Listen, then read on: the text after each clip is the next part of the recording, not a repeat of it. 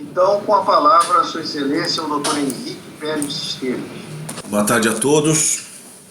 Novamente reitero meus cumprimentos aos nobres desembargadores, doutor Paulo Espírito Santo, doutor Antônio Ivan Itier, doutor Gustavo Arruda, ao nobre representante do Ministério Público, doutor Wagner Leão, a todos os advogados presentes, em especial o doutor Tiago Quintas, professor aqui da Universidade Católica de Santos, ao doutor Felipe Médici, e boa tarde a todos.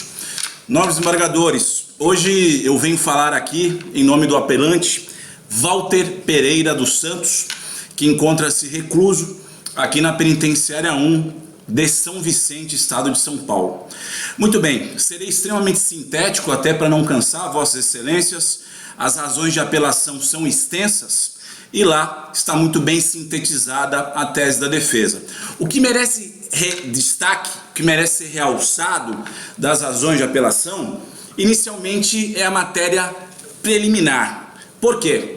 No curso da colheita da prova em juízo, o nobre representante do Ministério Público trouxe à baila uma suposta fotografia que faria uma ligação, um nexo causal entre o acusado Walter e o apelante Fernão.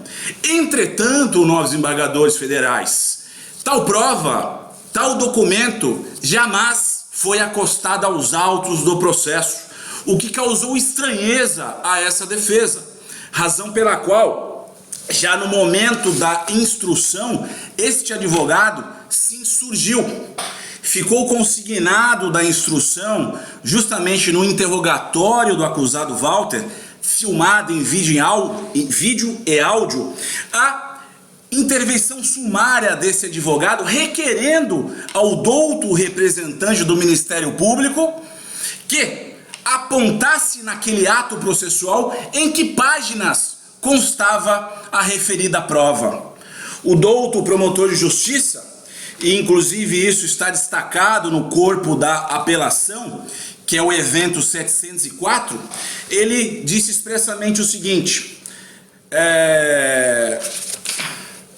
o senhor foi inclusive visto em delegacia de polícia e demonstrou, e junto ao Fernão. Então este advogado, Excelência, pela ordem, desculpe interromper. Doutor, em qual página dos autos está a referida prova, por gentileza? O Ministério Público Federal: não foi com o Fernão, não foi com o Fernão, novamente. Se o senhor apontar a página, eu agradeço. E aí ele pediu 1 minuto para localizar a página acerca do documento que estava sendo verificado e não verificou. Isso está expresso nas razões de apelação. Muito bem, essa questão ela foi enfrentada a nobres embargadores federais em sede de alegações finais.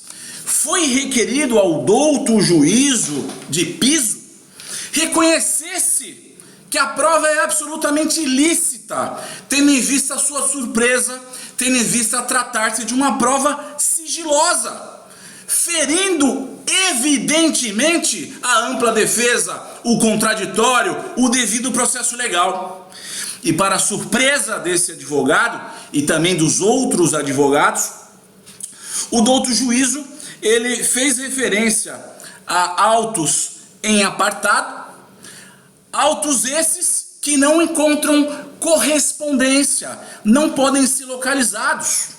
Então, excelências, nesse contexto, e aqui vem algo que é absolutamente importante, o douto juízo de piso, ao formar sua convicção condenatória, baseou-se quase que exclusivamente na referida prova para alicerçar o seu édito condenatório. Então, as folhas 3.805, o douto juízo ele faz referência às páginas 2134, 2138 do RE 003/2017. Ocorre, excelências, que as referidas páginas não têm correspondência com a prova colacionada única e exclusivamente nas alegações finais do Ministério Público.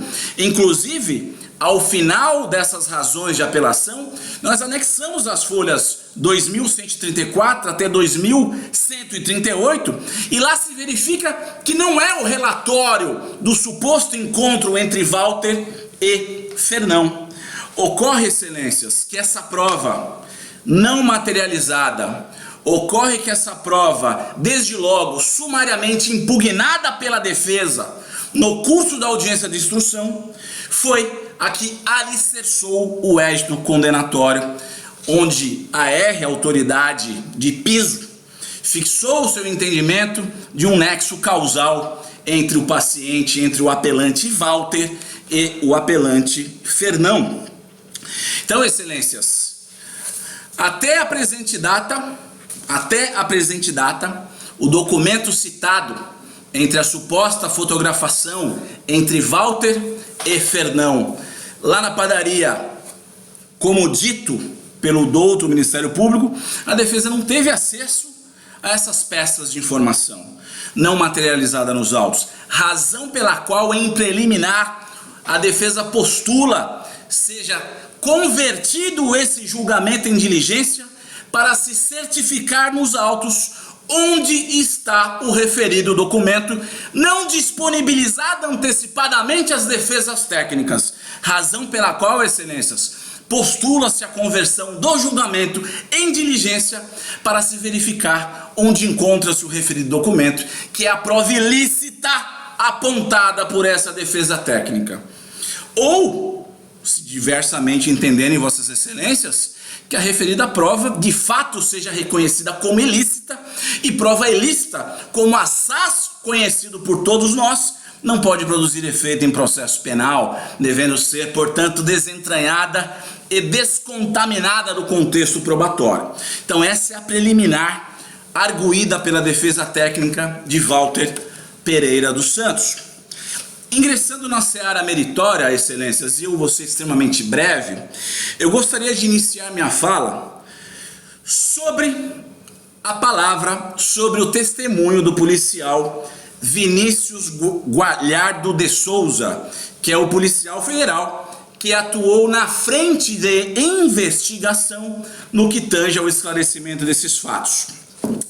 Esse policial, ouvido em juízo no dia 6 de agosto de 2018, e a mídia, ela consta dos autos, é de conhecimento de todos, foi questionado por essa defesa técnica acerca do monitoramento telefônico. Então foi perguntado, eu vou ler expressamente para que fique mais claro. O advogado perguntou ao policial, um dos encarregados da investigação: teve algum deferimento ou pedido de monitoramento telefônico ou de dados contra a pessoa de Walter? Responde ele: sim, teve monitoramento. Advogado: você se recorda se teve algo que o ligasse aos fatos a partir do monitoramento telefônico, obviamente? E o mesmo respondeu: não, creio que não. Creio que não tenha tido áudio do Walter. Perguntei eu: teve algum telefonema entre Walter e Fernão? Responde ele: não. O advogado, que sou eu, perguntei: efetivamente a investigação contra Walter foi a partir do depoimento do senhor Anderson? Responde ele: sim. Então note, excelências, notem, porque trouxe esse trecho do depoimento do policial federal que ficou a cargo dessa investigação. Porque ele deixa claro que foram feitos monitoramentos telefônicos no alvo do apelante Walter e não houve nada, não houve encontro de nenhum elemento que fosse lícito e de nenhuma ligação entre Walter e Fernão, cingindo-se a prova ao depoimento da testemunha-chave, senhor Anderson Moreira. Muito bem, avançando ao senhor Anderson Moreira, ouvido em juízo, o mesmo se retratou. Ele disse que fez uma sublocação de uma área dentro do armazém na Rua do Arroz 80, no Mercado São Sebastião, e que quem cuidou dessa locação foi aquele que tinha o contrato de toda a área, que era o senhor Leopoldo Carnaval. Razão pela qual ele, Anderson, não teria condições de reconhecer ninguém. quem teria tido contato com as pessoas seria Leopoldo Carnaval. Razão pela qual, excelências, retratou-se Anderson acerca também de suposto reconhecimento exercido em sede inquisitiva. Não executou Anderson o reconhecimento, seguindo as formalidades do artigo 226 do Código de Processo Penal, em juízo. Disse ele, eu não tive contato com as pessoas que alugaram o galpão e que teriam movimentado malas no interior desse galpão, contendo 213 tabletes de substância conhecida como cocaína. Quem ficava efetivamente no galpão, quem efetivamente teria visto essas pessoas, seria Leopoldo Carnaval. Muito bem, a testemunha Leopoldo Carnaval foi ouvida em juízo e, em juízo, excelências, foi feito o reconhecimento seguindo as formalidades do artigo 226 do Código de Processo Penal e foi questionado ao senhor Leopoldo Carnaval acerca dessas questões. E foi dito expressamente o seguinte: o juiz de piso disse, no momento do reconhecimento, isso está gravado, está nos autos, o senhor pode vir aqui, por favor, se referindo a Leopoldo, para que olhe o monitor sobre a mesa do juiz, onde estava o rosto de Walter, acompanhando a audiência por videoconferência.